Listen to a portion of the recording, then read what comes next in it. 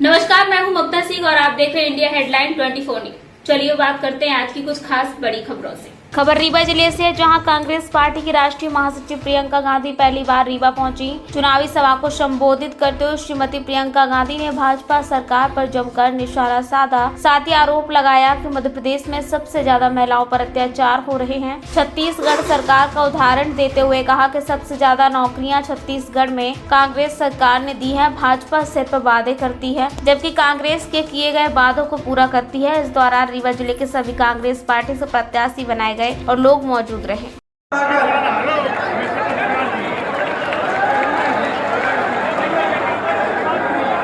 ये महामृत्युंजय दीजी की नगरी है, रीवा की पावन धरती है, इसे मेरा प्रणाम।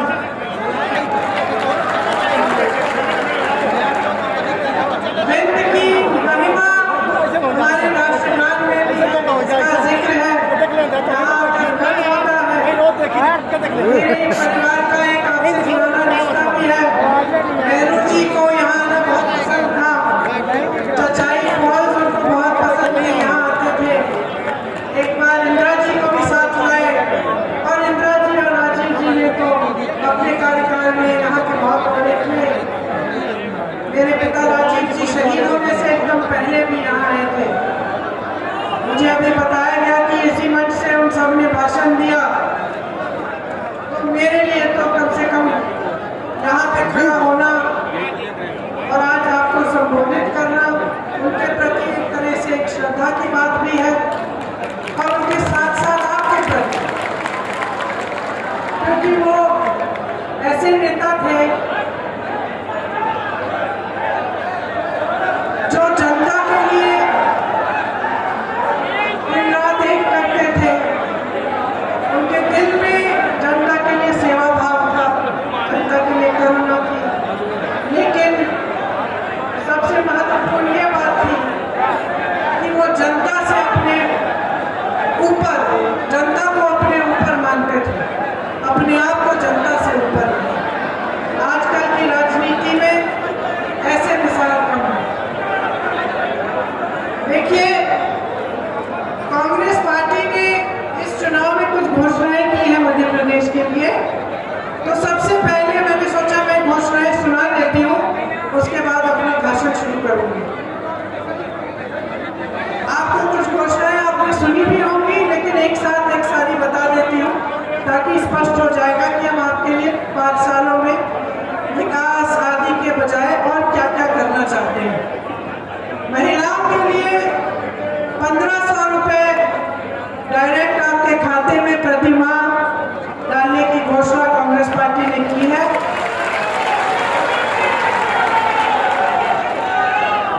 गेहूं का समर्थन मूल्य 2600 तक बढ़ाया जाएगा। धान का समर्थन मूल्य 2500 तक बढ़ाया जाएगा। किसानों के कर्ज माफ किए जाएंगे, इससे पहले भी किया था और हमारी सरकारें अन्य प्रदेशों में कर रही है। 100 यूनिट बिजली माफ होगी, 200 यूनिट बिजली बिल हाफ होगी, मतलब आधी होगी। पुरानी पेंशन सरकारी कर्मचारियों के लिए, जो पुरानी पेंशन है वो प्रदेश में लागू होगी। अभी हाल में छत्तीसगढ़, राजस्थान, हिमाचल में लागू है, वहाँ हमारी सरकारें हैं। गैस का सिलेंडर 500 रुपए में आपको मिलेगा। 5 हॉर्स पावर की सिंचाई की बिजली मुफ्त मिलेगी। ओबीसी वर्ग के लिए जो आरक्षण है वो बढ़ाया जाएगा 27% तक। यहाँ प्रदेश में जातिगत जनगणना की जाएगी। 2 लाख सरकारी पद खाली पड़े हैं, उन्हें जल्द से जल्द भरा जाएगा। जो बच्चे प्रतियोगी परीक्षाएं देते हैं उनको फीस भरनी पड़ती है। और अक्सर क्या होता है, आजकल बहुत हो रहा है कि जो ये परीक्षाएं हैं इनमें घोटाला हो जाता है।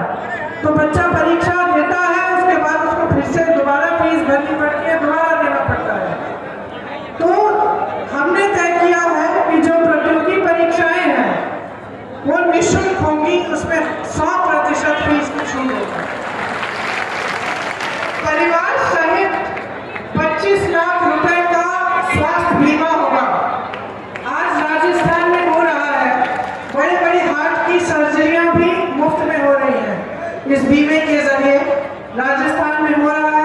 चाहते हैं कि मध्य प्रदेश में यही पॉलिसी लागू हो। यहाँ पे भी आपको 25 लाख रुपए तक स्वास्थ्य बीमा मिलेगा, और अगर दुर्घटना में आपको चोट लग जाए या कुछ हो जाए तो उसके लिए 10 लाख का बीमा होगा। देश की बड़ी बड़ी कंपनियां, सरकारी कंपनियां, जिससे हर बच्चे को रोजगार मिल जाता था, सुरक्षित नौकरी मिल जाती थी, अच्छा पेंशन मिल जाता था, आपने कौड़ियों के दाम पे अडानी को बेच दी। ये कौन है ये अडानी? ये कौन है ये एक शख्स जिसके हाथों में आप सब कुछ डाल रहे हैं, जिसके बारे में विपक्ष के नेता एक लफ्ज बोलते हैं, चाहे आप संसद से निकाल देते हैं, घर से निकाल देते हैं, क्योंकि आपसे सवाल उठाया क्यों डांटते हैं इस आदमी को बचाने के लिए? क्या है इसमें खासियत कि आज ये पूरे देश का मालिक है? ये जो सरकारी कंपनी, ये आप बोल रहे हैं, मैं नहीं बोल रही हूँ, ये सारा पैसा, ये सारी संपत्ति किसकी है जो दी जा रही है? ये जो कहते हैं ना 70 सालों में कुछ नहीं किया, कुछ नहीं बनाया, अगर कुछ नहीं बनाया होता तो ये देते क्या अपने दोस्तों को? देते क्या? PHEL दे दिया, AGL दे दिया, रेलवेज दे दिया, बंदरगाह दे दिए, हवाई अड्डे दे दिए, छोड़ा क्या है इस देश के लिए? छोड़ा क्या है? और कोई मुझे बता सकता है कि अडानी जी बनाते क्या है? आपको याद है टाटा, बिरला? ये नहीं है कि इस देश ने कभी बड़े बड़े उद्योगपति देखे नहीं, जो बुजुर्ग बैठे जानते हैं। बिरला, टाटा जैसे बड़े बड़े उद्योगपतियों ने आजादी के आंदोलन में भी मदद की। सब जानते थे कि बनाते क्या है।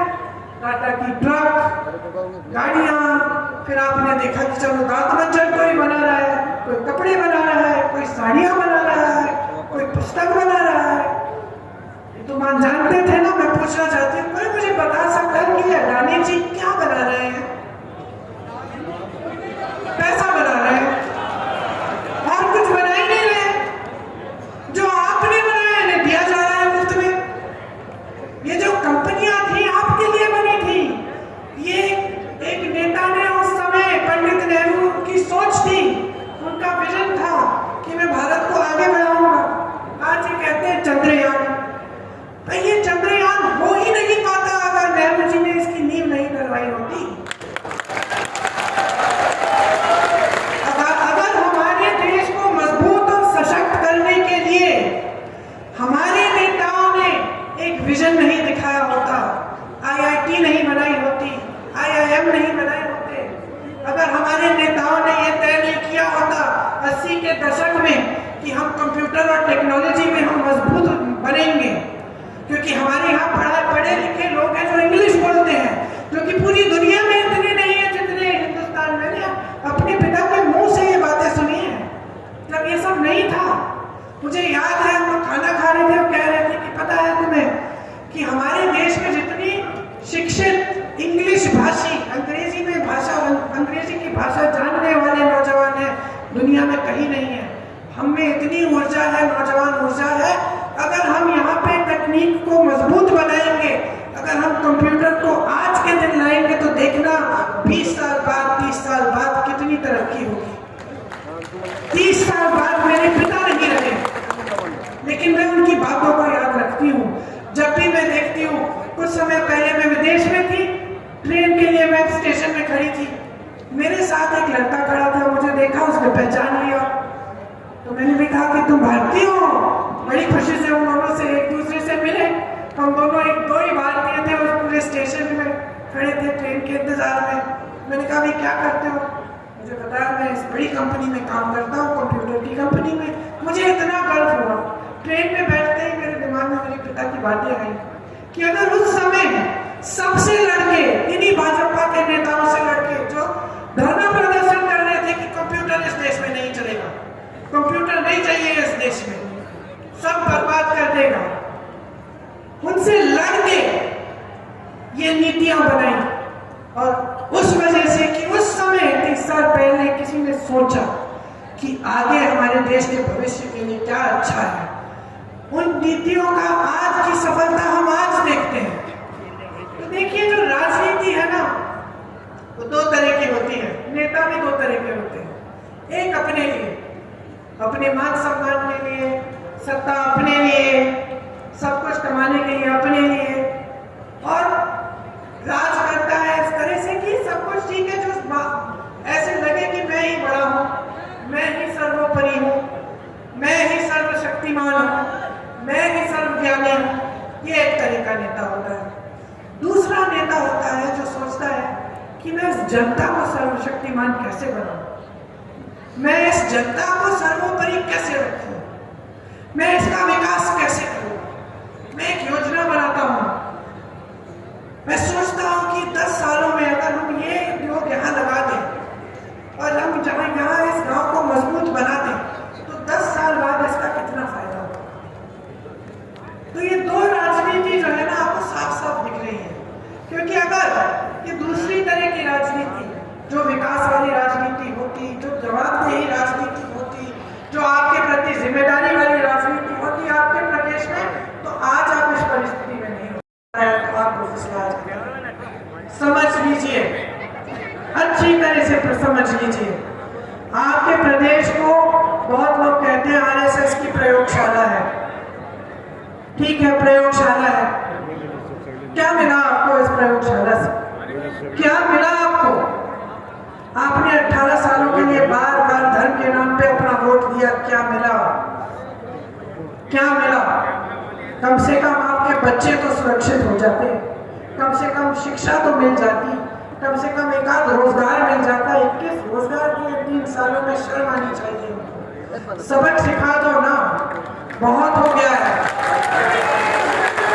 बहुत हो गया है। अब समय आ गया है सब नेताओं को सबक सिखाओ। मैं कहती हूँ कि अगर कांग्रेस की सरकार बनाई और ये जो लंबी लिस्ट पड़ी है, मैंने आपको लगा कि इन्होंने इसे पूरा नहीं किया, तो हमें 5 साल बाद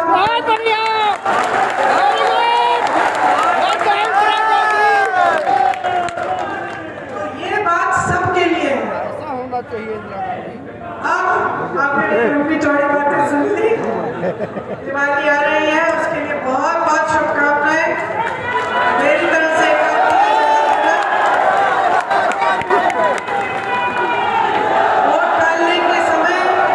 वोट डालने के समय मेरी बात याद रखना। मैं अभी जागरूकता चाहती हूँ, जिम्मेदारी से अपना वोट देना। एक बार जोर से मेरे साथ कहो, जय हिंद, जय हिंद। वक्त हो गया एक छोटे से ब्रेक का। ब्रेक के बाद फिर से हाजिर होंगे ऐसी कुछ खास बड़ी खबरों के साथ। तब तक के लिए नमस्कार।